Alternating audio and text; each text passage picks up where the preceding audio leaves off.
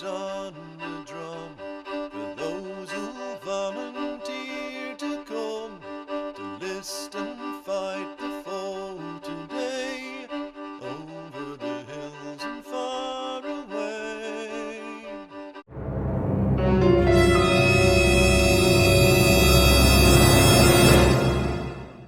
Hello and welcome to this week's episode of Wargames Geek.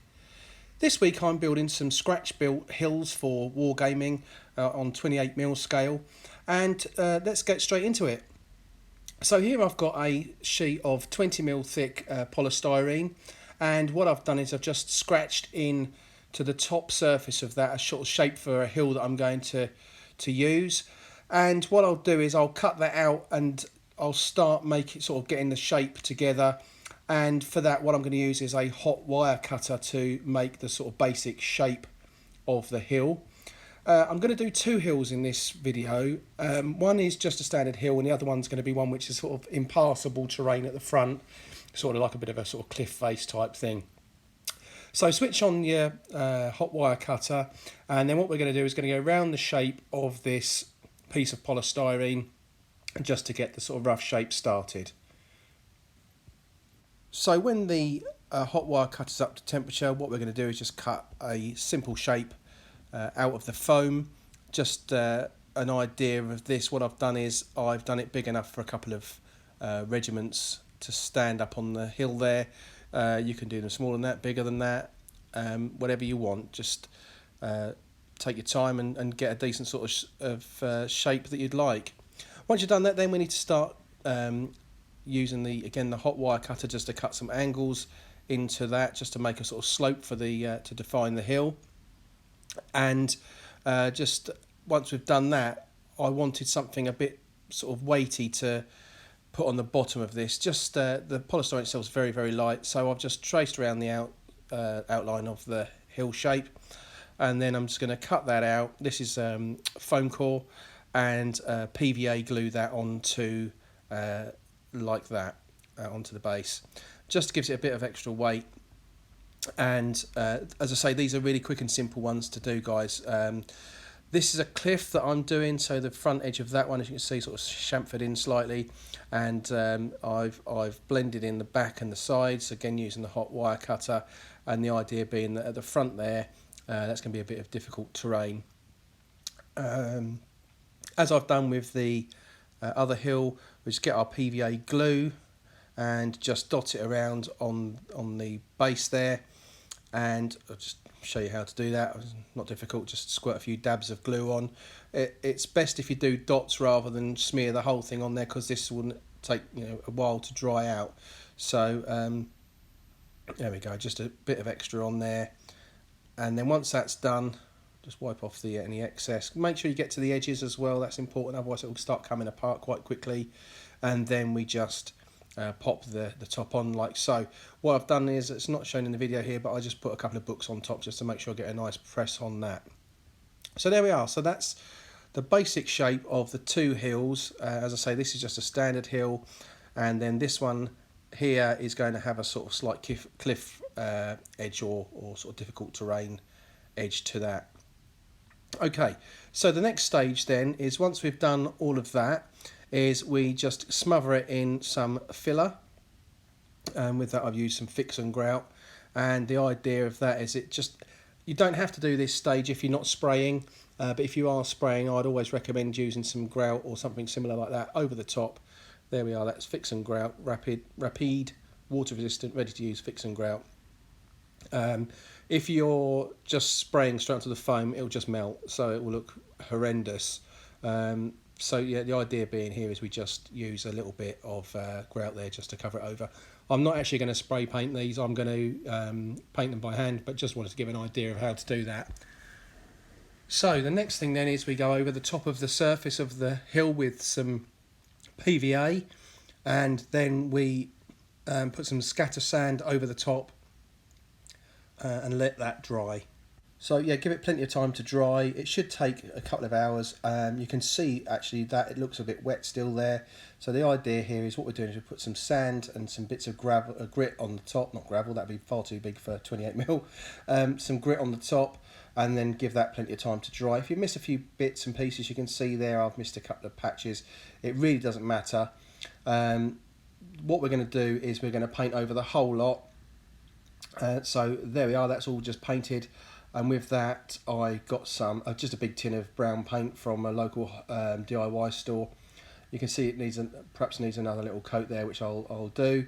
But yeah, don't use your expensive pots of Citadel paints or whatever for this. Just go and buy yourself a big tin of brown paint, and then you can make as much terrain as you can fit in the cupboard or fit on the table, more importantly.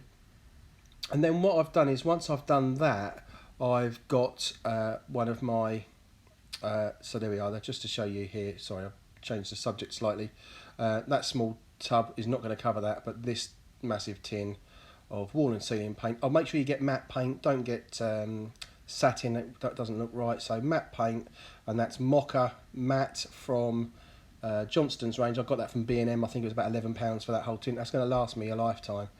It's probably going to go off before I get a chance to use it all, to be honest, but there we go, it's just as an idea, and you can make as much terrain as you want. In the coming weeks you'll see where I've used that again, and I've used it on a previous video where I used it on my Roman fort wall that I built. You can use it also for basing and all sorts of stuff. So the next stage then is to dry brush it, and I did use one of my Army Painter paints there. I think it was Mummy Robes, just to give that a hard dry brush, and it just picks up the stones and the bits of grit really nicely, and you get an idea of how the sort of the slope runs off as well. So once we've done that and we've got all of the dry brushing done, we then need to think about how we're going to finish that off.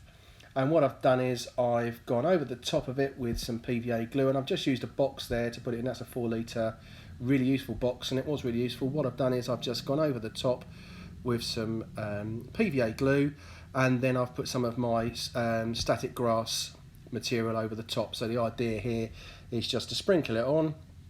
You can be quite generous here, it doesn't really matter too much, because you'll scoop the rest of that up that's fallen into the box and can be reused on another model or another figure. So just sprinkle that over or shake it over, and just make sure you cover all of the glue up, and then just go up the top here. Now I don't want it to spill out onto the tabletop, so just be a bit more careful here and just get a good covering on.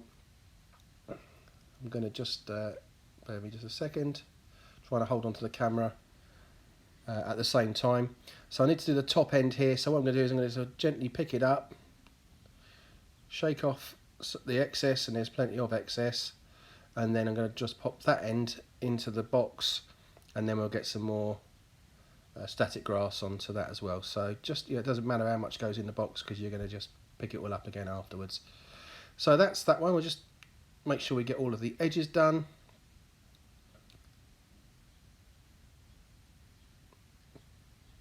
Bear with me just a second while I get the camera where I want it. Okay, so there we are, that's what that one looks like, and once it's all done, I've got a regiment of American Civil War figures on top of that one, just to give you an idea of what that looks like. And yeah, really pleased with that. I mean, it didn't take long at all. That's less than an hour's work, really. Obviously, drying time aside, that's less than an hour's work. So there's the hill all done, and that's ready for gaming with. And just one thing to mention there is, once you've put the static grass on, do give it time to dry. And then, just to make a slight difference here, what I've done is I've just gone back in and hacked into that polystyrene with the on the front there, and then I've gone over that with some dark grey, a very dark grey, and then I've just gone a sort of medium grey and then a very light grey, and then I've done the same process on the top of the hill with the sand and grit and the static grass. I forgot what it was called there for a second. So yeah, so as you can see there, just gone into that, hacked out bits and pieces, and then that's now done. So I like using these for things like catapults and things where so the enemy can't come up the front and attack you, which is great. Let's just have a look at that then from a perspective with some figures on it. So there we are, that's the old American Civil War chaps again. So that's the end of that video. I hope you've enjoyed the video. Nice and easy. Take your time. Nothing too difficult with this one. Quite a simple build. Just a bit of polystyrene, cut it to shape, get some grit on it, paint it all brown, bit of dry brushing, and then some static grass, and it's pretty much all done. As I said before, just don't spend a fortune using your little Army Painter paints or your Citadel paints, because you're going to use so many pots of it, it's ridiculous. Just grab a big tub of a brown coloured paint from the local hardware store. So please do like, subscribe and share the video, and as always, thanks for watching.